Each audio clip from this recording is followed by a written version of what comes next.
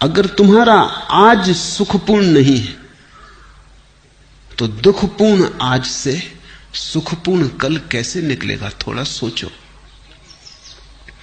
आज कहीं आकाश से थोड़ी आया है, तुम्हारे भीतर से आया है। तुम्हारा आज अलग है, मेरा आज अलग है। कैलेंडर के धोखे में मत पड़ना। कैलेंडर पर तो तुम्हारा भी आज वही नाम रखता है, मेरा आज भी वही नाम रखता है, लेकिन यहां तुम जितने लोग बैठे हो इतने ही आज हैं। पूरी पृथ्वी पर जितने लोग हैं इतने आज हैं। और अगर तुम पशु पक्षियों और पौधों को भी गिनो तो उतनी ही संख्या है। कैलेंडर बिल्कुल झूठ है। उससे ऐसा लगता है एक ही दिन है सबका। रविवार तो सभी का रविवार जरूरी नहीं है। किसी की जिंदगी में सूरज उगा हो तो रविवार, और किसी की जिंदगी में अंधेरा हो तो कैसा रविवार।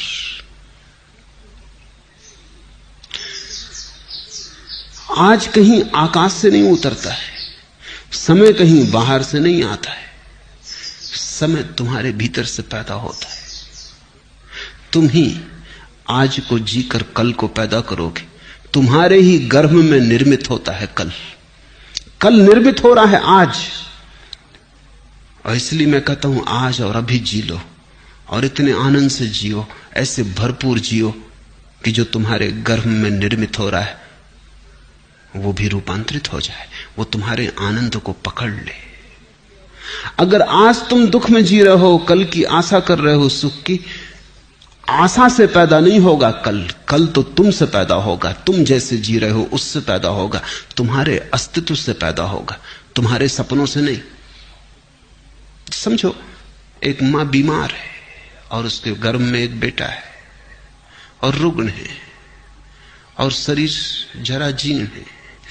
बेटा तो इस जराजीर्ण रुग्ण शरीर से पैदा होगा। मां चाहे सपने कितनी देखती हो कि बेटा बड़ा स्वस्थ होगा, महावीर जैसा स्वस्थ होगा, इससे कुछ हल नहीं होने वाला। इस सपने से बेटा पैदा नहीं होने वाला। बेटा तो सच्चाई से पैदा होगा।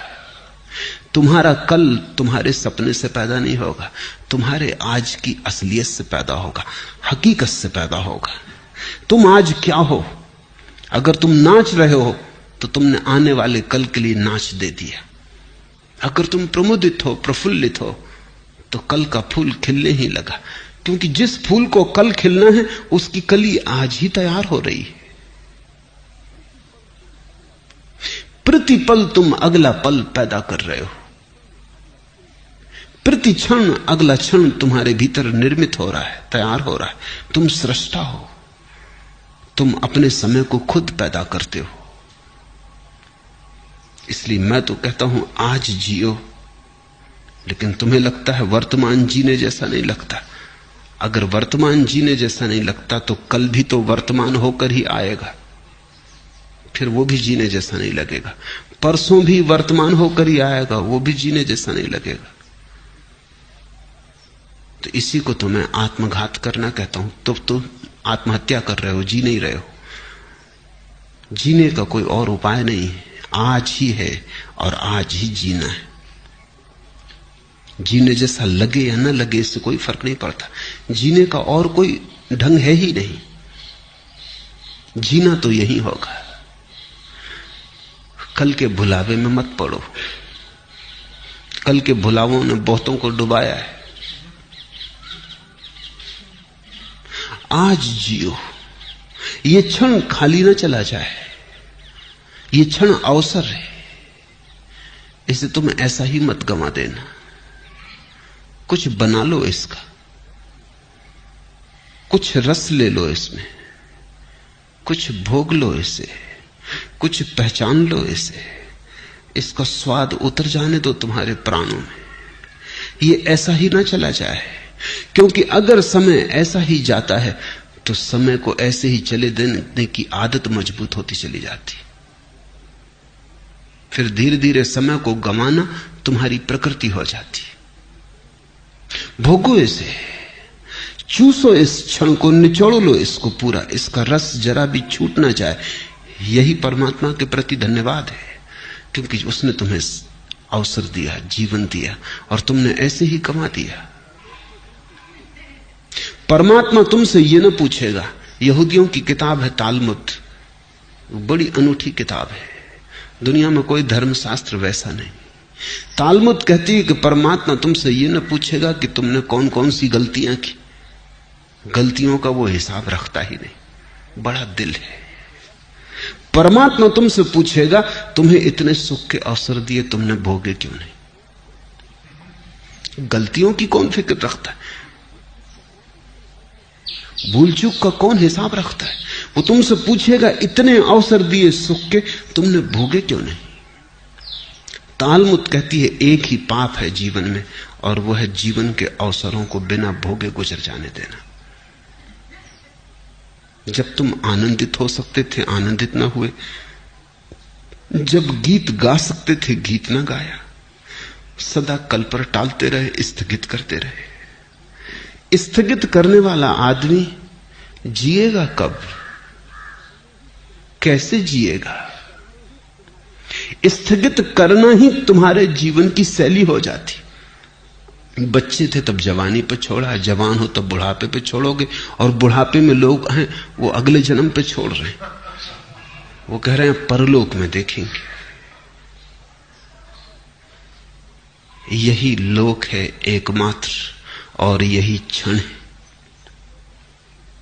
सत्य का, यही क्षण है, बाकी सब झूठ है, मन का जाल है।